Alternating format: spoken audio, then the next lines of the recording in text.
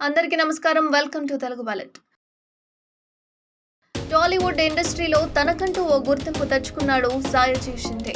ఎన్నో చిత్రాల్లో విలన్ పాత్రలు, సహాయ నటుడిగా కనిపించి మెప్పించాడు. చాలా కాలంగా తెలుగు సినిమాలకు దూరంగా ఉంటున్న సాయాజీ షిండే నిన్న అనారోగ్య సమస్యలతో ఆసుపత్రిలో చేరినట్లు తెలుస్తోంది. గురువారం ఛాతీలో నొప్పి రావడంతో వెంటనే ఆయనను ఆసుపత్రిలో చేర్పించారు. కొన్ని పరీక్షలు చేసిన వైద్యులు ఆయన గుండెలో వెయిన్ బ్లాక్ ఉన్నట్లుగా గుర్తించారు. వెంటనే యాంజియోప్లాస్టీ చేసినట్లు తెలుస్తుంది. ప్రస్తుతం సాయాజీ షిండే ఆరోగ్య పరిస్థితి నిలకడగా ఉన్నట్లు వైద్యులు తెలిపారు. త్వరలోనే ఆయనను డిశ్చార్జ్ చేయబోతున్నట్లుగా కూడా తెలుస్తోంది. కొద్ది రోజుల క్రితం సాయాజీ షిండేకు ఛాతీలో నొప్పి వచ్చిందని, దీంతో వెంటనే ఆసుపత్రికి వచ్చి కొన్ని సాధారణ పరీక్షలు చేయించుకున్నారని అన్నారు వైద్యులు. ఈసీజీ టెస్ట్ చేయగా అతడి 2D ఎకోకార్డియోగ్రఫీని పూర్తి చేసినప్పుడు గుండెలో వెయిన్ బ్లాక్ ఉన్నట్లుగా గుర్తించినట్లు తెలిపారు.